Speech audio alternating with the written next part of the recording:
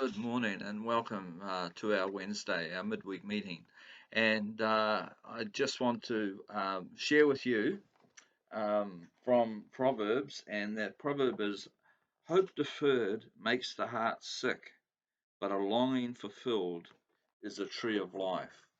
And there are many times in life where we experience that sense of a longing for something to either come or something to finish, and it just doesn't seem to happen. And you get these little false starts where you think, this is it, and then you get knocked back.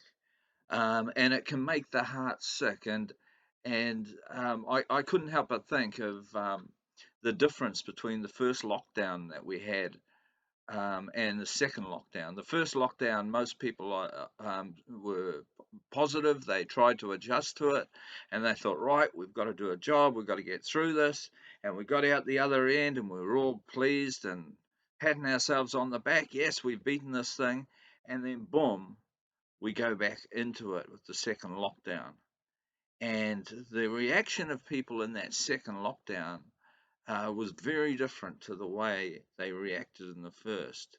And that's because the hope of what we had achieved had been set back. And there's many times in life where we experience these setbacks. And sometimes if they just keep coming, it gets overwhelming and people give up. Or sometimes that is actually a sign that, hey, I need to look at what I'm doing. Maybe I need to do things differently. So I want to talk about this a little bit in relation to the parish because um, our parish has had a really tricky history of ups and downs, of hopes, and then some of those hopes being knocked over. And yet there's been a faithful perseverance in many people, and in a sense that builds character. Now, when you're in the middle of that disappointment, you sometimes feel you've got no strength. You sometimes feel I've got nothing. But when you come through that time, you actually find that you've been changed by it. And that can be in ways of wisdom, that can be in ways of understanding the ways of the Lord in a way we didn't before.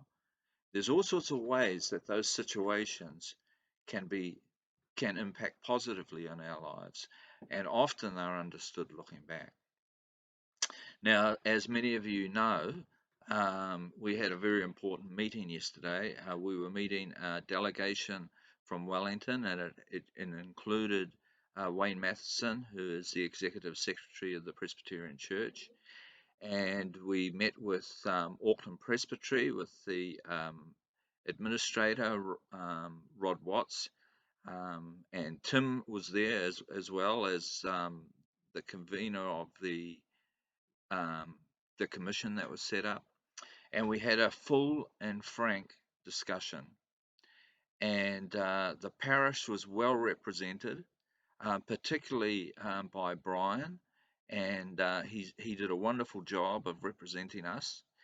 And the Wellington group were very conscious and aware of what we've been going through.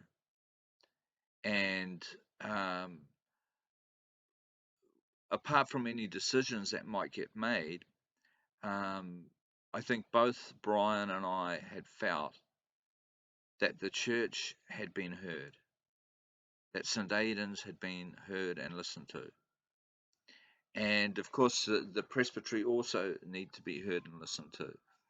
But the point was that you felt as though, okay, they've heard us, and I found that very very positive indeed. Now, the outcome of that, and I'll talk a little bit more about this on Sunday, is that a way ahead has been made. There's no longer an axe over our head in the way that there was, but we are exploring new possibilities. In the short term, it will be we will just carry on, but we're working to a plan of a different future. We're entering into a new chapter.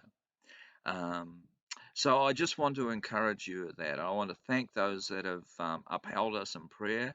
I know that among you, you have a strong commitment and desire to care for one another. That's obvious. That comes through.